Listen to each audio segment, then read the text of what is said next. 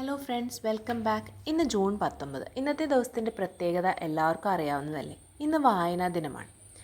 വായനാശീലം നമ്മുടെ ശ്രദ്ധ, ഓർമ്മശക്തി, ആത്മവിശ്വാസം, വൊക്കാബുലറി ഇതെല്ലാം വർദ്ധിപ്പിക്കും. അതുമാത്രമല്ല, വായന ശാരീരികവും മാനസികവുമായ ഒരു ആരോഗ്യവും നമുക്ക് പ്രദാനം ചെയ്യും. വായന സ്റ്റാർട്ട് ചെയ്യാൻ ആഗ്രഹിക്കുന്നവർക്ക് വേണ്ടിയുള്ള ഒരു കുഞ്ഞു വീഡിയോ ആണിത്. റീഡിംഗ് ഹാബിറ്റ് സ്റ്റാർട്ട് ചെയ്യാനുള്ള കുറച്ച് ടിപ്സാണ് ഞാൻ ഇവിടെ ഈ വീഡിയോയിൽ പറയാൻ പോകുന്നത്. ആദ്യമായി, start with small books or short books. വായിക്കാൻ സ്റ്റാർട്ട് ചെയ്യുമ്പോഴേ വലിയ പുസ്തകം എടുക്കാതെ ചെറിയ ചെറിയ പുസ്തകങ്ങൾ ചൂസ് ചെയ്യുക. ഷോർട്ട് സ്റ്റോറീസ് പോലുള്ളവ, അതായത് ഒരു 5-6 സ്റ്റോറീസ് ഒരു പുസ്തകത്തിൽ തന്നെയുള്ള ചെറിയ പുസ്തകങ്ങൾ നമ്മൾ സെലക്ട് ചെയ്യുക. അപ്പോൾ പെട്ടെന്ന് തന്നെ നമുക്ക് ആ പുസ്തകം വായിച്ചു തീർക്കാൻ സാധിക്കും. ഇത് അടുത്ത പുസ്തകം വായിക്കാനുള്ള ഒരു മോട്ടിവേഷൻ കൂടിയാണ് നമുക്ക്. സെക്കൻഡ് വൺ, ഒരു റീഡിംഗ് റുട്ടീൻ ക്രിയേറ്റ് ചെയ്യുക. അതായത് നമ്മളൊരു കംഫർട്ടബിൾ പ്ലേസ് ചൂസ് ചെയ്യുക.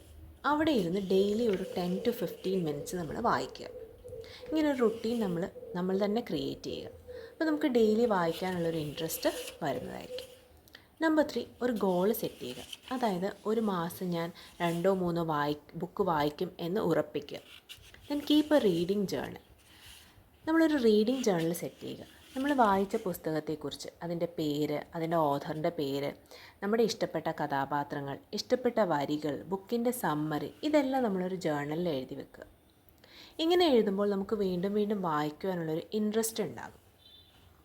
അതുപോലെ തന്നെ പറ്റുമെങ്കിൽ carry A book wherever you go. നമ്മൾ എവിടെ പോയാലും ഒരു ബുക്ക് നമ്മൾ കയ്യിൽ കരുതുക. ഇപ്പോൾ ഫ്രീ ടൈം കിട്ടുമ്പോൾ മൊബൈലിൽ സമയം കളയാതെ നമുക്ക് നമ്മുടെ പുസ്തകം വായിക്കാം. അതുപോലെ തന്നെ നമ്മുടെ ഫ്രണ്ട്സൊക്കെ നമ്മുടെ ബർത്ത്ഡേക്കും മറ്റും ഗിഫ്റ്റുകൾ തരാറുണ്ട് അല്ലേ. അപ്പം വില കൂടി ഗിഫ്റ്റിന് പകരം ഒരു പുസ്തകം അവരോട് ഗിഫ്റ്റ് ചെയ്യാൻ പറയുക.